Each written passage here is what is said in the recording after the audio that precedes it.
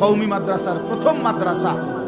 আজকে 2024 সাল, এই 158 বছর ধরে মনে রাখবেন এই ভারতীয় উপমহাদেশে কওমি মাদ্রাসার বিরোধিতার, এজন্য জাহালত, মূর্খতা মূর্খতা মূর্খতা মানুষকে জাহান্নামে নিয়ে যায়।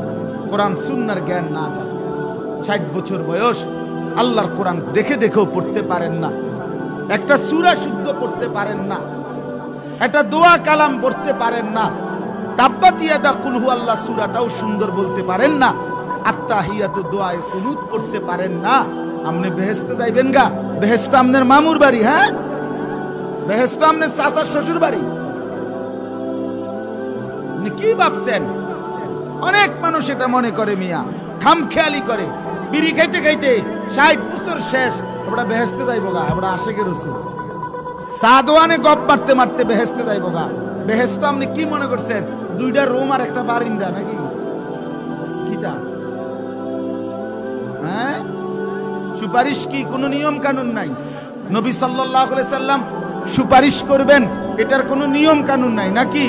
হ্যাঁ, আপনার মুখে বিড়ি, সিগারেট, 40 বছর ধরে সুদের ব্যবসা করেন, হারাম রোজগার করেন, 30 বছর ধরে আপনার ঘরে প্রতিদিন রঙিন টেলিভিশন চলে, আমনের বেটি, আমনের বিবি, ছেলে মেয়ে, নাতি নাতনি সব 24 ঘন্টা প্রতিদিন নাটক, সিনেমা, নাচ গান দেখে।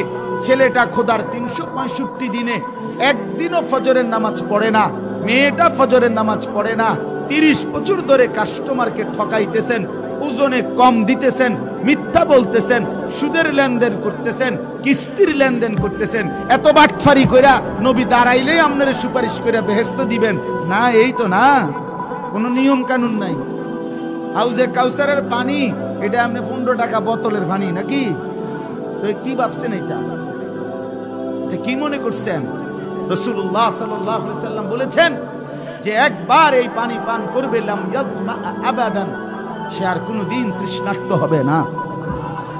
এতটা আজিমুস শান দামি পানি, এতটা দামি নিয়ামত আল্লাহর নবী সাল্লাল্লাহু আলাইহি সাল্লাম জানতেন ভাবে দিয়ে দিবেন। কি মনে করছেন এটা? এর জন্য বাবা দিন শিখেন। আপনাদেরকে বলছি, এই এক মাহফিল যথেষ্ট না।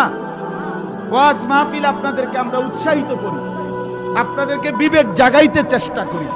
1 ঘন্টার বয়ান দিয়া 30 পারা কোরআনের সমস্ত মাসআলা, সমস্ত হালাল হারাম, রাসূলুল্লাহ সাল্লাল্লাহু আলাইহি সাল্লামের 23 বছরের সমস্ত কিছু মেহনত আপনারে আমি এই 1 ঘন্টার ওয়াজ দিয়া বুঝানো সম্ভব? সম্ভব হলে নবীকে দিয়ে আল্লাহ তাআলা 23 বছর বলাইলেন কেন? কথা বলেন না কেন? তিনি 23 বছর বললেন কেন? নূহ আলাইহিস সালাম 950 বছর বললেন কেন? এজন্য দিন শিখেন। বয়স্ক বাবাদেরকেও বলি, দিন শিখেন, আল্লাহর কোরআন শিখেন। প্রয়োজনীয়, জরুরি, সবাইরে বলি না দাওরায়ে হাদিসে ভর্তি হইতে, সবাইরে বলি না, কিন্তু প্রয়োজন পরিমাণ যেটুকু হলে আমার আখিরাত জান্নাত হবে, জাহান্নাম থেকে বাঁচবো, হালাল হারামের বিষয়গুলো, জায়েজ না জায়েজের বিষয়গুলো, মৌলিক প্রয়োজনীয় সূরা, কেরাত, দোয়া, কালাম, ওযু, গোসলের সহিহ নিয়ম কানুন, আপনি এতটুকু শিখবেন না? কথা বোঝেন নাই? অসংখ্য মুসলমান ঠিকমতো ফরজ গোসল করতে জানে না। আমি চ্যালেঞ্জ করলাম এখানে এখন আমি ডাক দেই, এই কলেজ, ইউনিভার্সিটি, স্কুলের এই যে জেনারেল ছেলে দাঁড়িয়ে আছে, বসে আছে, আমি দাঁড় করাই, লজ্জা দেওয়া না, আমি বুঝাইতে চাই কেন শিখবে না? সে মুসলমানের সন্তান না? তার বাবা তারে এই জ্ঞান থেকে বঞ্চিত করলো কেন? তার মা তার উপর এত বড় জুলুম করলো কেন? কয়টা ভাত খাওয়ানোর লাইগা তারে এতটি বই পড়াইলো, অথচ একদিন সে দেখে যে এই পড়াইগুলা ছাড়াও কত মানুষে মূর্খ হইয়াও ভাত খায়, দুনিয়া ভোগ করে, বিয়া করে, বাড়ি করে, গাড়ি করে, নেতাগিরি করে, মাতবুরি করে, অথচ নামটাও দস্তখত করতে পারে না, টিপসই দেয়। তো হেইতে খায় করতে? কথা বলেন। দুনিয়াতে এমনি অর্জন হয়, দুনিয়া তো বুবা মানুষও ভোগ করে মিয়া। বুবা যে কথা বলতে জানে না, সে বিয়া করে না। বুবা মানুষে ভাত খায় না, বুবা মানুষে ঘুমায় না, বুবা মানুষে পেশাব পায়খানা করে না, বুবা মানুষের বাচ্চা কাচ্চা হয় না। তো কেমনে হয়? এই যদি বুবা, দুনিয়া তো এমনি ভোগ করা যায় মিয়া। দুনিয়াতে আল্লাহ এমনিই দেয়। সন্তানকে আল্লাহর কোরআন থেকে বঞ্চিত করলেন কেন? রাসূলুল্লাহ সাল্লাল্লাহু আলাইহি ওয়াসাল্লামের সুন্নাহ থেকে বঞ্চিত করলেন কেন? আপনি বাবা আল্লাহর কোরআন থেকে বঞ্চিত হলেন কেন? 60 বছরে সংসার কইরা এই ভাত তরকারি বাজার সদাই দোকানদারি আর এই সাদওয়ান এই সব করে শেষ করলেন। পরে কয়লো নিজে এটা বললেন, জি ফুত সংসারের জন্য জীবনটা শেষ করলাম। এটা ফেরেশতারে বললেই তো কবরের আযাব মাপ, এটা বললেই তো হাসরের ময়দানে মাপ। তো তাইলে এই ফাউ কথা বলে কি লাভ হবে? আল মালু ওয়াল বানুনু জিনাতুল হায়াতিদ দুনিয়া। আল্লাহ বলছে বান্দা সম্পদ এবং সন্তানাদি এটা শুধুই কেবল দুনিয়ার সৌন্দর্য, দুনিয়ার কিছুক্ষণের ফুডাঙ্গিরি। আমার জি এতজন, ফুত এতজন, আমার ছেলে এই করে, মেয়ে এই করে, হ্যাঁ আমার টাকা আছে এত, গাড়ি আছে এতটা, এগুলো দুনিয়ার মাতবর। ওয়াল বাকিয়াতুস সালিহাত খায়রুন ইনদা রাব্বিকা সাওয়াবান ওয়া খায়রুন আমালা। আল্লাহ তাআলা বলেন আর বাকি থাকবে, স্থায়ী থাকবে, অনন্তকাল থাকবে শুধুই কেবল আস-সালিহাত, সমস্ত নেক আমল। যদি তুমি কিছু আল্লাহর থেকে বিনিময় চাও, যদি কোনো আল্লাহর কাছ থেকে আশা করতে চাও, তো আল্লাহ তাআলা বলেন বান্দা শুধুই কেবল আস-সালিহাত। ওয়া মান ইয়ামাল মিনাস সালিহাত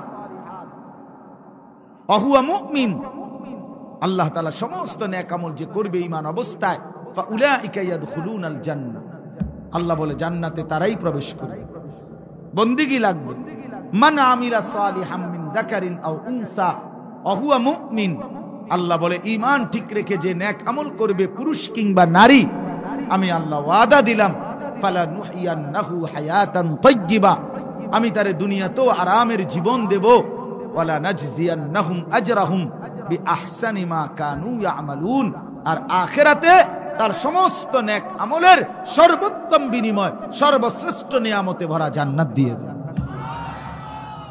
আল্লাহর ওয়াদা। মূর্খ হইয়েন এই সমস্ত ধোঁকাবাজি। আমার একদিন হুজুর একজনে বলে, হুজুর আপনারা যেরকম নামাজ করেন, ওয়াজ করেন, ভালো কাজ করেন, আমিও তো সারাদিন মেল মিটিং দেন, দরবার, মানুষের বিভিন্ন বিচার আচারের ফয়সালা করে দেই, এগুলো তো ভালো কাজ করি। বা বরাবর বরাবর, হ্যাঁ হ্যাঁ বরাবর, মেল মিটিং এর নামাজ সমান সমান সমান সমান আমরা মনে করছি। তো তো কি বুঝছে দোয়ান বাহি গান, কথা বুঝেন নাই? এটা হইল কথা? নামাজের বিকল্প আপনার এই মেল মিটিং, তাইলে এই জন্য ধোকা না খাও, এটা আমি জরুরি বললাম।